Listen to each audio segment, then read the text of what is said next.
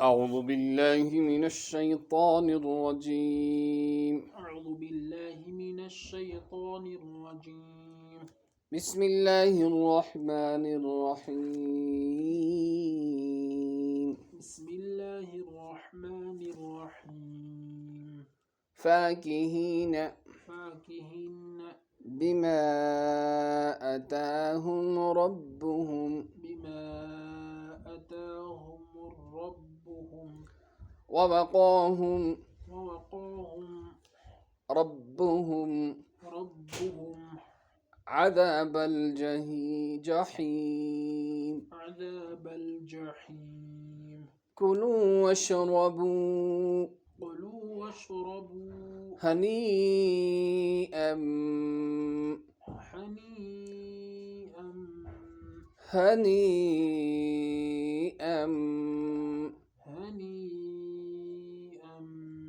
بما كنتم تعملون.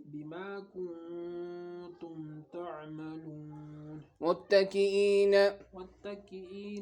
على سرر مصفوفة وزوجناهم بحور عين. والذين آمنوا واتبعتهم ذريتهم ألحقنا بهم واتبعتهم ذريتهم بإيمان ألحقنا بهم ذريتهم وما ألتناهم من عملهم من شيء. كل امرئ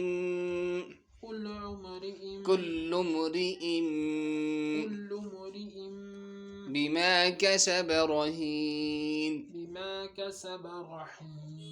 وأمددناهم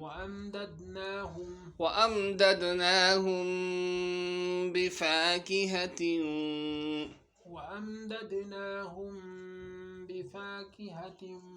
ولحم مما يشتهون.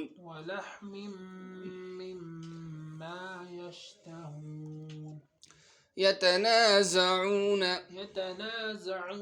فيها كأسا لا لغو فيها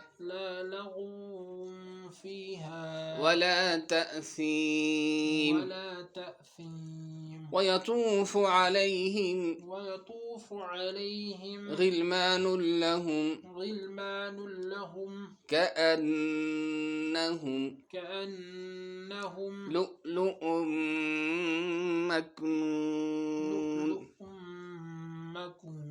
مكنون. وأقبل بعضهم على بعض يتساءلون.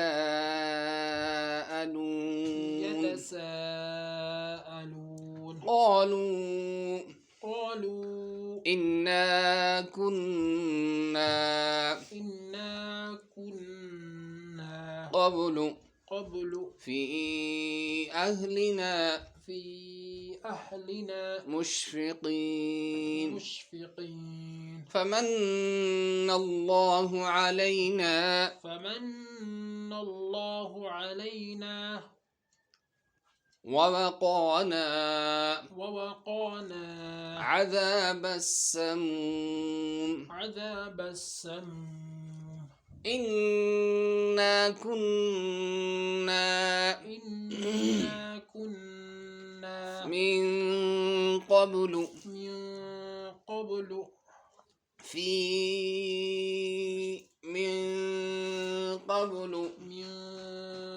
قبل في أهلنا مشفقين في أهلنا مشفقين فمن الله علينا فمن الله علينا ووقانا عذاب السموم إنا كنا من قبل ندعوه إنه هو البر الرحيم فذكر فما أنت بنعمة ربك بكاهن ولا مجنون أم يقولون شاعر نتربص به ريب المنون قل تربصوا فإني معكم من المتربصين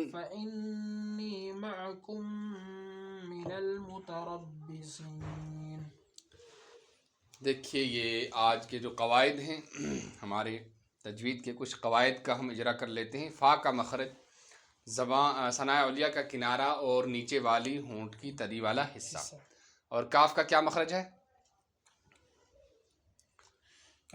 قاف اور کاف کا کیا مخرج ہے؟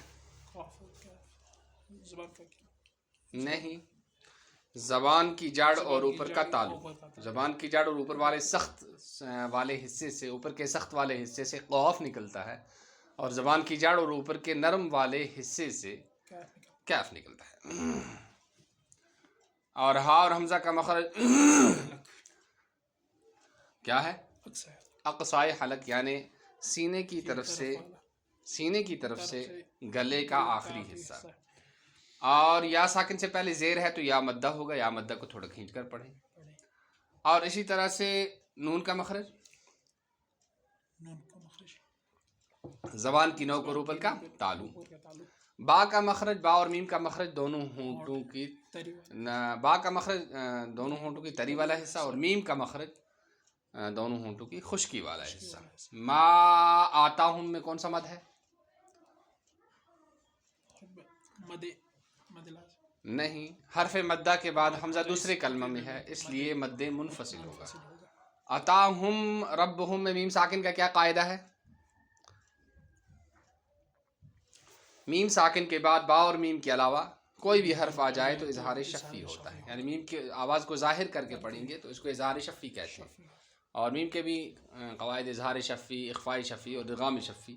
با اور میم آئیں تو با کی صورت میں اخفاء شفی ہوگا، میم ساکن کے بعد با آئے تو اخفاء، میم آئے تو ادغام شفی ہوگا. اور اگر ان کے علاوہ کوئی اور حرف آئے تو اظہار شفی ہوگا. میم ساکن کے 3 قاعدے ہیں، ان کو یاد رکھنا چاہیے. جیم یہاں ٹھہرنا بہتر ہے. یہ چھوٹا سا جیم جو لکھا ہوتا ہے قرآن پاک کی سطر کے اوپر پر، تو یہ جو ہے اس کا مطلب ہوتا ہے یہ یہاں ٹھہرنا بہتر ہے اور نہ ٹھہرنا بھی جائز. صدق اللہ العظیم و صدق رسولہ النبی الکریم ونحن علی ذلک لمن الشاہدین والشاکرین والحمد للہ.